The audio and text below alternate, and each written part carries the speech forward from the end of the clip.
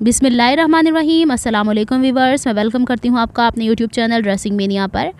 कुछ दिन पहले मुझे एक सिस्टर ने रिक्वेस्ट की थी कि एक टीयर ड्रॉप शेप का एक पैटर्न है जो उन्होंने शायद किसी यूट्यूब से पिक्चर लेके मुझे सेंड किया था, जिसे मैं यहाँ पे शो नहीं कर सकती, कॉपीराइट का इशू होता है।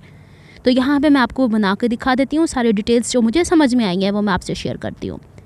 1.5 इंच चौड़ा हम लोगों को उर्रेब पट्टियाँ कट करनी है। यहाँ पे 3 पट्टियाँ दरकार हैं। थोड़ा सा आगे चल के मैं डिज़ाइन भी आपसे शेयर करूँगी कि हम लोग को वो ड्रॉप कैसे ड्रॉ करना है, लेकिन पहले हम पट्टियाँ बना लेते हैं। अच्छा, यहाँ पे जो मैंने 1.5 इंच चौड़ाई के ऊपर ये निशानात लगाए हैं, इसके ऊपर स्केल की मदद से सीधी लाइनें ड्रॉ करनी है। एक चीज़ यहाँ पे देखिए आपने कि मैंने कोई भी बुकरम अभी तक नहीं लगाऊंगी अभी, इसलिए कि बड़े कपड़े के ऊपर जब हम बुकरम पेस्ट करते हैं ना, तो कहीं ना कहीं एयर बबल रह जाता है। तो यहाँ पे मैं 0 की बुकरम इस्तेमाल कर रही हूँ। मैंने मोटी बुकरम भी इस्तेमाल करके देखी है, वैसा रिज़ल्ट फ़ाइन जैसा अब आएगा नहीं आया था। तो 0 की बुकरम इसके नीचे बिछा के अब देखिए ये बारीक पट्टी है, इसके ऊपर आराम से जब मैं इस्त्री फेरूँगी तो कोई बबल नहीं बनेगा, क्योंकि मैं जो हूँ ना 0 की बुकरम पेस्ट करती हूँ कपड़े वाली साइड से। अगर हम लोगों ने गले वाली बुकरम ली तो उसे हमें बैक साइड से पेस्ट करना पड़ेगा, तो कहीं ना कहीं एयर बबल आ जाएगा। तो बेहतरीन ऑप्शन है कि हम लोगों ने इसके ऊपर 0 की बुकरम का यूज़ करना है। अच्छा जी, अब मैंने सीम गाइड रखी है पाँव के उस तरफ, जो फुट है मेरी मशीन का। देखें यहाँ पे मैंने इसे सेंटर से फोल्ड किया है उल्टा करके, और 1/2 इंच के गैप से सिलाई लगानी है। सीम गाइड के बारे में मुझसे बहनें पूछती हैं कि क्या चीज़ है, ये मेटल का बना हुआ या धात का, लोहे का ही कह लें, बना हुआ ये स्ट्रक्चर है। इसके नीचे लगा हुआ होता है मकनातीस।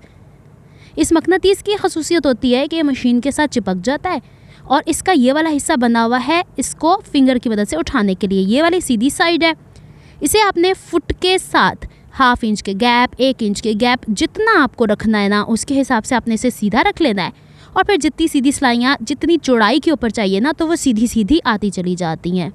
तो ये हो गया हमारा सीम गाइड। मिलेगा कहाँ से? दराज.pk से मिल जाता है ईजीली। इसकी डिफरेंट शेप्स भी होती हैं। मैंने जब मंगवाया था तो ये 5 का सेट मिला था, कोई 400 के करीब। अब मुझे नहीं पता कि इसके क्या रेट्स हैं। दूसरी अहम चीज़ लूप टर्नर, जिसके बारे में अक्सर सवालात पूछे जाते हैं। ये जो हम डोरियाँ बनाते हैं उसको टर्न करने के लिए इस्तेमाल होता है। ये भी दराज.pk से मिल जाती है, पेयर भी मिल जाता है, सिंगल भी मिल जाता है। इसके भी रेट्स फिलहाल 300 से 400 के बीच में। अब आजकल का मुझे पता नहीं, आप देख लीजिएगा। मैंने हर चीज़ का नाम स्क्रीन पर मेंशन कर दिया है ताकि आपको पता चल जाए। इसमें साइजेस भी अवेलेबल हैं, आप उसकी पूरी डिस्क्रिप्शन पढ़ा करें जब भी कोई चीज़ आपने ऑर्डर करनी होती है, फिर इसके बाद आप इसे मंगवाया करें।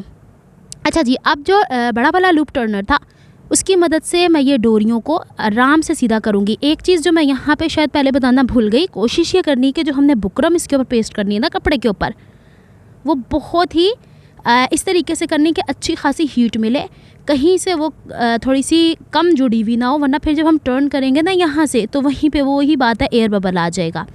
तो अब इसको मैंने टर्न करके सीधा कर लिया है। फिर इसके बाद सिलाई का जो मार्जिन है वो एक साइड पे ले जाएंगे, बड़े आराम से हो जाता है। बुकरम लगी हुई है ना। अगर तो मैं ये सिर्फ कपड़े से बना रही थी ना तो भी लूप सही नहीं बन रहे थे, अगर तो मैं मोटी बुकरम लगा रही थी तो भी मुझसे सही नहीं बन रहे थे। अभी आप खुद डिसाइड कीजिएगा लास्ट में कि ये बेहतर बने हैं कि नहीं बने, कमेंट में मुझे ज़रूर बताएगा। अच्छा जी, अब इसको ना मैंने चूँकि उरेब है, बुकरम भी उरेब है और पट्टी भी उरेब है जो कपड़ा था, तो इसको सीधा सीधा प्रेस करना है। ये मैंने डिज़ाइन लिया था नेट से, टीयर TEAR, टीयर जो आंसू होता है, ड्रॉप शेप, कलरिंग इमेजेस होते हैं ना, वहाँ से। अच्छा, वर्ड के अंदर ये ऑप्शन मौजूद होता है कि आप उससे 1-1 इंच लंबाई और चौड़ाई में इसकी कमी ज़्यादा कर सकते हैं। तो मैंने मेजरमेंट आपको दिखा दी है बहुत क्लोज करके, आप देख लीजिएगा। या फिर आप एक काम करें, सबसे छोटा टीयर ड्रॉप बनाएं, उसके बाहर आपने 1/2 इंच के मार्जिन छोड़ते छोड़ते सेम वही शेप 3 दफ़ा ड्रॉ करनी है। उम्मीद है आपको ये आइडिया समझ में आ गया होगा। मैंने तो ये वर्ड के ऊपर काम करके इसे प्रिंट आउट निकाल लिया था। इसके बाद फिर इंच टेप को यूँ रख के आपने मेजर करना है कि हमें पट्टी चाहिए कितनी, फिर उसके हिसाब से हम देखेंगे। मैंने जब इसे ओवरऑल यूँ नापा तो बड़ी वाले जो टीयर ड्रॉप है वो 11 से 12 इंच आया, लेकिन इसके बाद हर एक का डिफरेंट होगा। तो इसके बाद मैंने जो इसके ऊपर कान बनेंगे उसमें 2.5 इंच यानी 5 इंच एक्स्ट्रा रखना है। देखें जी, 11 इंच था ना, तो उसमें आपने अगर 5 इंच एक्स्ट्रा रख लिया तो 16 इंच की पट्टी बड़े टीयर ड्रॉप के लिए होगी। उम्मीद है आपको ये समझ में आ गया है। आपने हर एक को इसी तरीके से मेजर करना है और फिर आपने एक पूरा बना कर डिसाइड कर लेना आपके दामन में ये कितनी कोई आपके आने वाली हैं, एडजस्ट होने वाली हैं। अच्छा जी, इसके बाद जो हमने पट्टी अभी अभी सीधी करके आयरन की है, इसको मैंने गीला कर लिया है। सिलाई वाला मार्जिन अंदर रखना है। टेयर ड्रॉप को इस तरह रखिएगा, सेंटर से यूँ इसको फोल्ड करके आपने इसके नीचे वाले गुलाई के ऊपर रखना है ऐसे। इसके ऊपर रखनी है इस्त्री की नोक खूब गर्म करके, और जो आपका उल्टा हाथ है ना जिसके अंदर मैंने डोरी पकड़ी हुई है, इसको थोड़ा सा खींचना है, इसको थोड़ा सा स्ट्रेच देना है ताकि इसमें बल ना पड़े। एक तरफ का हो गया, फिर आप कागज़ को भी मोड़ सकते हैं। चूँकि ये छोटा टेयर ड्रॉप था तो ये तो आराम से यूँ मुड़ गया। अगले वाले में क्या डिफ़िकल्टीज़ मैंने फ़ेस की आपको दिखानी ज़रूरी है। ये जो पूरी वीडियो बनी है ना, ये 10 मिनट में ही एक पूरा सेट बना है, तो ये डिपेंड करता है कि आपके दामन पे कितना है, ये पूरा एक सेट बनेगा, उसके हिसाब से आप टाइम डिवाइड कर लीजिएगा। अच्छा जी, अब ये जो है मेरे पास लकड़ी है, इसकी मदद से ये जो काफ़ी ज़्यादा हीट अप हो जाता है ना, उसको हीट को कम करना होता है। अब ये देखिए गीला है ना, तो कभी इस्त्री से चिपक के आ जाता है, कभी किसी भी चीज़ से चिपक के आ जाता है, तो थोड़ा सा तो पेशेंस हम लोगों को दिखाना ही है। इस तरीके से इसे मैंने अच्छे से ड्राई कर लिया। दूसरी तरफ दूसरी जो पट्टियाँ थी ना बनानी है, उनको भी मैंने डिप करके रख दिया था ताकि आराम से ये बिल्कुल से गीली हो जाए।